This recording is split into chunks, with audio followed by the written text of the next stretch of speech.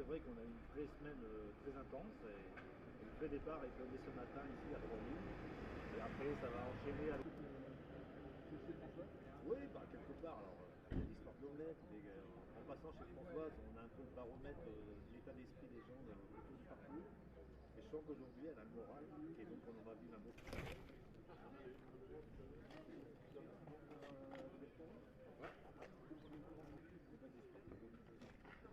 C'est ce que Fabrice a envoyé. Ouais, ah bah tiens, bah, le gars, on va le chercher après. mais il y en a un paquet. Hein. Ah oui, depuis tant d'années. C'est les vacances de Pâques. Les vacances de Pâques. Bon, bah, dans combien de temps?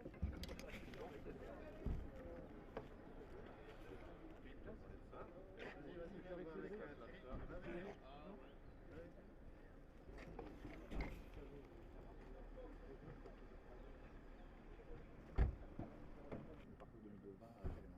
Alors c'est une modification assez substantielle pour une quinzaine de kilomètres, mais ça ne change pas vraiment le fond de la course parce qu'on a gardé quasiment la même distance de pavé. On a 54,8 km de pavé cette année, l'an passé on en avait 55, donc il y a juste 200 mètres d'écart, c'est très peu. Et la distance totale est aussi identique, on est à 257,5 km de course. Mais on aime faire des petites modifications dans cette partie-là, au sud du Valenciennois, dans le Comrésie, pour maintenir en vie les secteurs pavés. Donc on alterne un peu le parcours et ça nous permet voilà, d'aller visiter tous les secteurs régulièrement. Pour permettre de les entretenir. Permettre de les entretenir et puis voilà, montrer leur utilité pour la course. Ça c'est important. Et bon, alors maintenant on n'a plus d'inquiétude, je pense que c'est acquis le fait de préserver ces secteurs pavés. Mes prédécesseurs avaient plus de complications pour faire admettre qu'il fallait les garder. Maintenant je crois que c'est acquis et ça c'est important. Donc on continue à les utiliser. Et parmi les changements là, du coup, tu dirais que c'est un des plus gros changements depuis ces dernières années ou non? Non, c'est habituel. Voilà. On alterne un peu voilà, dans la partie où on peut le faire, parce que c'est vrai qu'après à Rambert, on est quand même sur un parcours très figé. On est dans des zones plus urbanisées, c'est beaucoup plus dur à changer le parcours. Là, on a plus d'options et on profite de cette pression pour proposer d'autres parcours. Avec des pavés très secs. Oui. Alors oui, c'est très sec, mais il y a quand même quelques pièges. On a vu encore quelques mares résiduelles d'eau. Et c'est quelque part, ces mares qui sont les plus dangereuses, hein, parce qu'on arrive à très grande vitesse. On est surpris du changement d'état du pavé. Et c'est là qu'il peut y avoir des chutes. Mais j'ai bon espoir que d'ici dimanche, tout soit sec et ce sera parfait. Du coup, ça favorise qui? Bon, les rouleurs, hein, bien sûr. Plus c'est sec, plus les gros rouleurs sont avantagés, et puis on en a des bons qui seront présents dimanche. Je pense à Ghana, je pense à Kung, ça c'est des vrais rouleurs qui vont aimer ces conditions. Asgreen aussi qui est un bon rouleur, ça sera des conditions terrées à 100%. Pour batailler avec Mathieu Van Der Poel Ouais, pour batailler avec Van Der Poel, mais il y en a bien d'autres, hein. On a aussi Norwich, et puis on a en ce moment des Français qui réussissent bien sur les classiques, et il ne faut pas les oublier, et on espère que sur l'arène des classiques ils seront présents aussi également. Un pavé sec et poussiéreux comme cette année, est-ce que ça vous ne regrettez pas l'édition d'Antas de l'an dernier, avec ces images mémorables? Alors j'ai réclamé pendant des années la pluie sur Paris-Roubaix. J'ai été gâté l'an passé. J'admets que je prends une année avec des pavés secs avec vraiment plaisir. Est-ce que c'est plus C'était facile? un vrai stress l'an passé. C'était un vrai stress. Est-ce que c'est plus facile quand c'est sec parce qu'on voit beaucoup de poussière, il y a de la vitesse?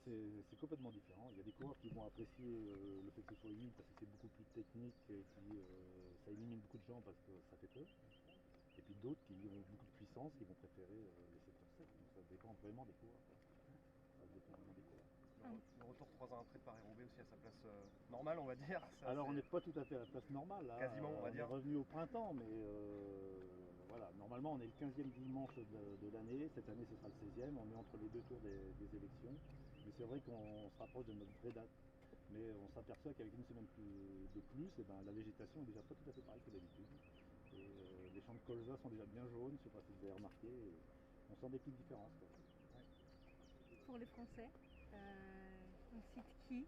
Christophe Laporte ou... Oui, alors déjà il y a le local aussi. Florian Sénéchal, qui est dans une équipe qui a perdu ses repères, mais qui est toujours très ambitieuse sur Paris-Roubaix, la plus faite à Villeneuve. Et je pense qu'il sera bien. Christophe Laporte aussi est dans une bonne équipe, mais il faut s'attendre peut-être aussi à Madouas, qui est costaud, il va rouler. Pourquoi pas. Alors Madouas, il va peut-être manquer sa petite pointe de vitesse pour finir. Mais bon, on a des bonnes chances aussi avec Turgis.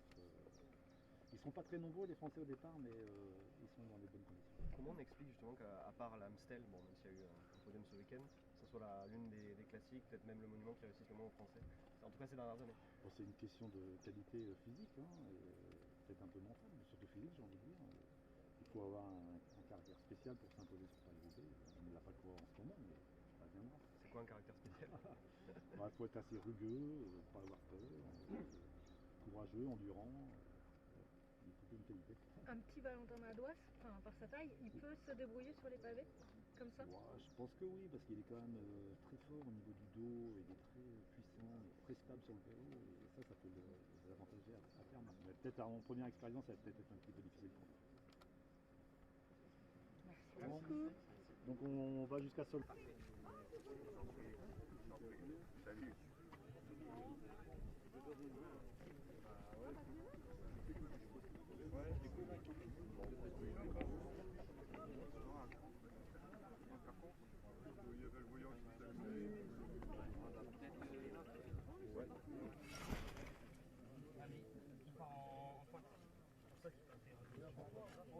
Il est bien, non, il est bien. Il est bien, il est bien. Là, il est bien. Là, il est bien, il est bien. Ici, il y avait deux gros nids de poules qu'on avait repérés.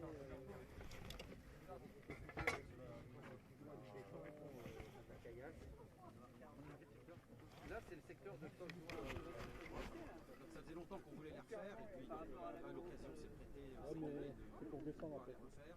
Et c'est des bons exercices parce que ça fait des surfaces qui sont suffisamment raisonnables pour faire des bons exercices pour les 0 degrés et neiger. Pas les conditions idéales pour faire des travaux.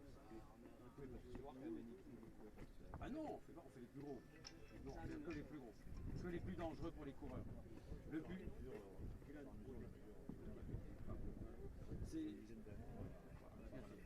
nous, c'est la santé des coureurs qui nous motive, parce que le pavé est suffisamment dur par lui-même.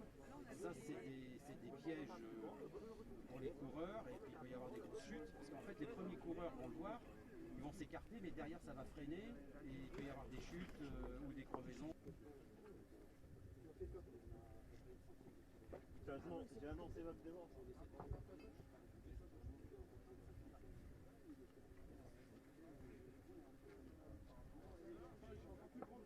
Canard, c'est infernal pour les élèves.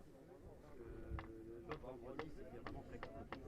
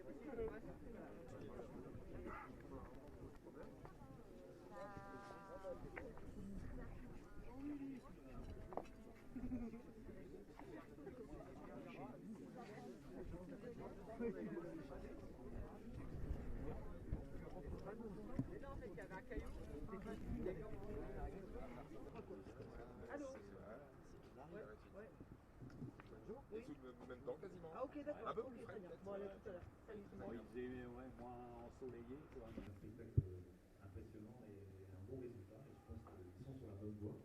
Et puis nous, voilà, on a décidé de partir de demain pour la course des femmes. Et l'an passé, j'étais spectateur. J'ai vraiment été surpris, mais aussi agréablement surpris par la détermination de rivaliser avec les hommes sur un parcours qui, quelque part, n'est pas fait. Les femmes pensaient que ce parcours n'était pas fait pour les femmes. Et elles ont démontré le contraire. Notre réussite sur cette épreuve, pour l'instant, on a fait que la première édition, mais c'est aussi d'avoir choisi de la faire se dérouler un jour vraiment dédié au sport féminin. Et donc là, il n'était pas question de ski. Et donc oui, l'an dernier, on avait effectivement eu la première édition. Et pour parler du parcours cette année, donc on partira donc, de Denain. On aura 4 jours dans la ville de Denain. L'an passé, on faisait 3 groupes. Cette année, on en fera 3. 4, pardon. On avait 3 tours et ça sera 4 cette année. Puis ensuite, on se dirigera vers les premiers secteurs. Et donc, on aura, pour la météo, j'ai vu que c'était plutôt, on partait plutôt sur du beau temps. L'an passé, on avait une édition cette année pour Paris-Roubaix, puisqu'elle n'a pas participé à la Amstel Gold Race dimanche dernier, pour être en bonne position samedi prochain. Vous partez pour les femmes? Bah ouais, moins d'un an après, puisqu'on était en octobre lors de la première édition, avec une édition boueuse, avec quelque chose d'assez exceptionnel. Et puis cette année, voilà, on repart, on est prêt. On va avoir cette deuxième édition. La météo s'annonce plutôt clémente. On devrait avoir plutôt des pavés, on devrait évoluer sur des pavés secs, ce qui n'était pas le cas l'an passé. Donc on va avoir une course aussi un peu différente, des concurrentes aussi peut-être plus de spécialistes, plus des gabarits type rouleuse en chrono, comme je citais tout à l'heure Hélène Van Dijk. Donc voilà, ouais, et on est prêt, on aura cette année donc 17 secteurs, 29 km 200 de pavés et une épreuve, une distance totale de 124 km 700.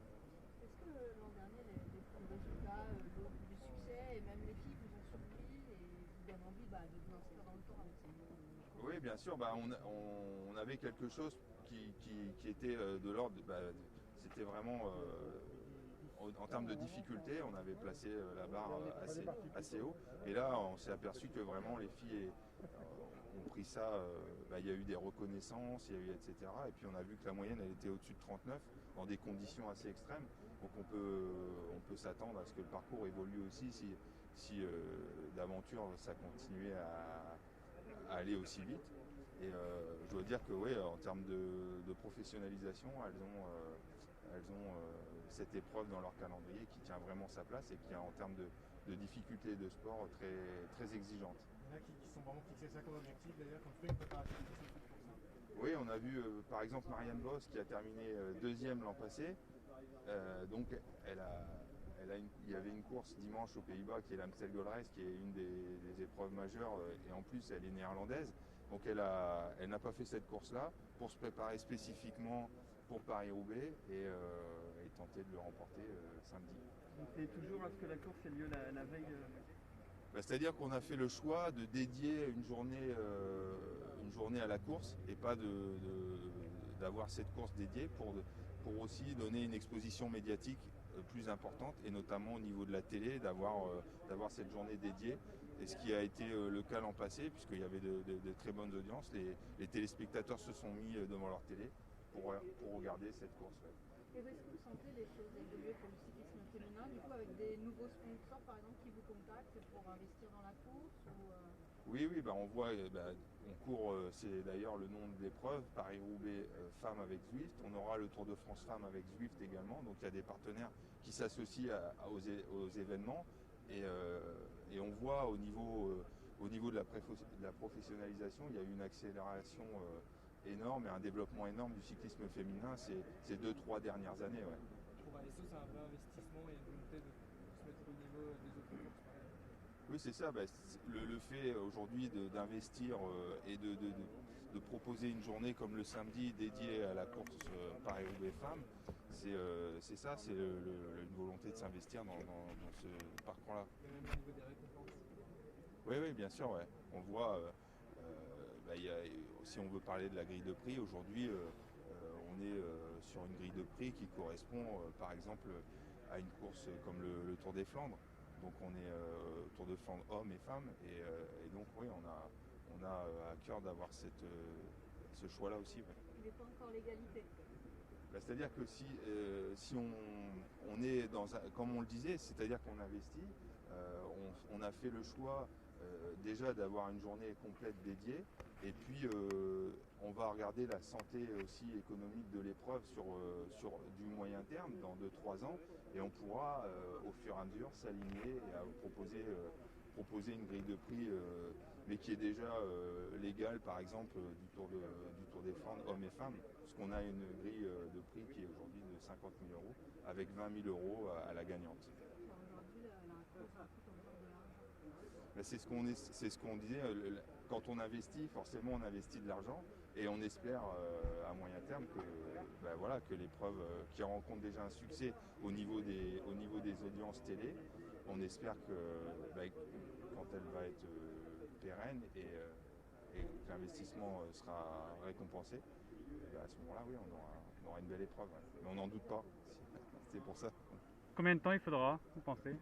Je sais pas, parce que après voilà, déjà quand on fait des audiences comme ça a été le cas l'an passé, 1,8 million en pic de téléspectateurs, on peut s'attendre à ce que effectivement des partenaires viennent nous rejoindre, c'est déjà le cas. Et puis quand il y a des partenaires, économiquement ça va mieux. Donc il faudra voir d'ici 2-3 ans comment se situe la course. Merci.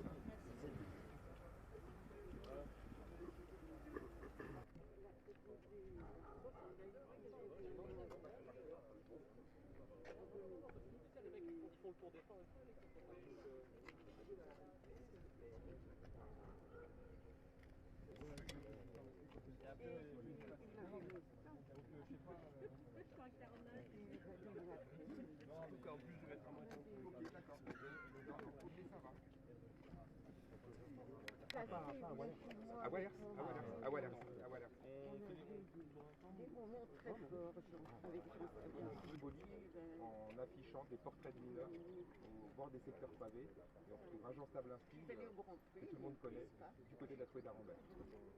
On a voulu procéder à ce marquage symbolique.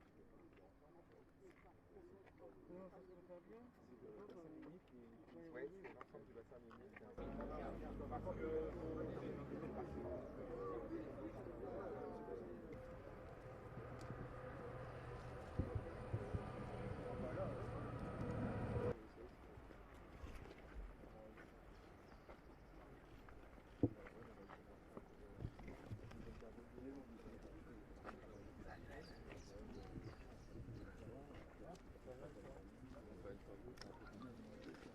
La Trouée d'Arambert qui était devenue toute verte.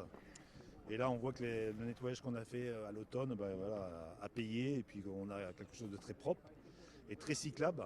Alors, c'est bien défoncé comme d'habitude au niveau du pavage, mais il n'y a pas de risque avec l'herbe et la terre.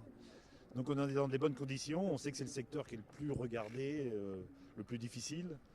Et il faut toujours avoir un œil attentif sur la qualité de ce secteur particulier. Notamment parce qu'on arrive très vite. Oui, et puis on voit bien qu'au niveau du pavage, il y a beaucoup de différences de niveau. Il y a des pavés qui sont tournés, il y a énormément d'écart entre les pavés, donc c'est un pavé qui secoue énormément les coureurs. Et puis il est 10 juin et en faux plat descendant, donc ça arrive très vite. Et c'est vrai que la grosse sélection commence là. On perd ailleurs aussi, mais on peut commencer à perdre ici. Une mauvaise chute ici, ça peut compromettre un bon résultat à Roubaix, ça c'est clair. On annonce du grand soleil pour dimanche, ça va vraiment être la nuit et le jour, ou le jour et la nuit par rapport à octobre dernier. Oui, alors on a, en tant qu'organisateur, longtemps réclamé la pluie. On a été plus que servi en 2021 et on est content de revoir le soleil en 22, parce que c'est quand même beaucoup de stress en moins et on va bien vivre le fait que ce soit une édition ensoleillée. Ça ouvre d'autres perspectives sur le plan sportif par rapport à certains favoris, par rapport à... Évidemment, ça va être beaucoup plus rapide. On voit bien en faisant la reconnaissance aujourd'hui que les secteurs sont très propres, très secs. Et la vitesse va être élevée tout au long de la course. Et ça va avantager les gros rouleurs.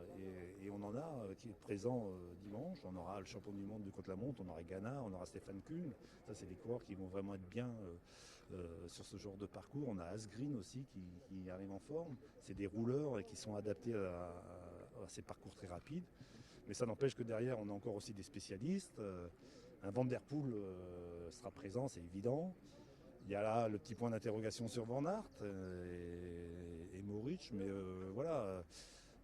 On va avoir des prétendants et je pense aussi que le fait que la course va se dérouler à un rythme très élevé, ça va aussi favoriser le travail d'équipe.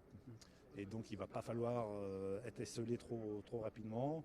Et je pense qu'une équipe comme De Koning aura des coureurs dans le final et pourra jouer plusieurs cartes. Et puis en fin de compte aussi, on doit aussi avoir un espoir avec nos coureurs français. Ils nous ont fait des super classiques depuis le début de saison, depuis Milan-San Remo jusqu'à l'Amstel Gold Race. Et on a des gens qui peuvent viser le podium, voire la victoire, avec des coureurs comme Laporte, Sénéchal et voire Madouas. Vous pouvez nous rappeler un petit peu les sensations du coureur qui arrive à 60 à l'heure ici? Bah déjà c'est mental. Il faut, au moment d'arriver, il faut quelque part débrancher le cerveau.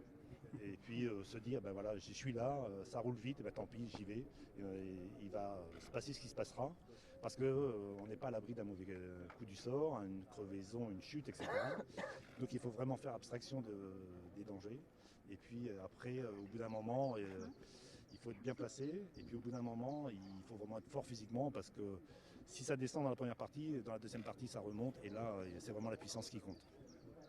Faut vraiment mieux prendre le haut du pavé, comme on dit, Alors, la particularité de la Rambert, c'est qu'il n'y a pas de ligne où on doit rouler. Il n'y a pas de ligne de roulement. Voilà, c'est défoncé dans tous les endroits. Et donc, il n'y a pas de choix. On prend ce qu'on peut. Est-ce qu'on sait qui est éliminé à l'issue de cette course? Oui, alors c'est un petit peu moins vrai que par le passé. Il y a, j'ai envie de dire, une dizaine d'années, voilà, il y avait une vraie sélection dans la Trouée d'Arambert. C'est un petit peu moins vrai maintenant. La sélection, elle se fait un peu plus tard. Mais déjà, on sait qui va jouer les premiers rôles. Oui, alors il faut peut-être aussi faire attention à celui qui en fait trop dans la Trouée d'Arambert et qui va le payer plus tard. Mais allez, dans ceux qui sortent dans les 20 premiers de la Trouée d'Arambert, on a souvent le vainqueur. Merci beaucoup.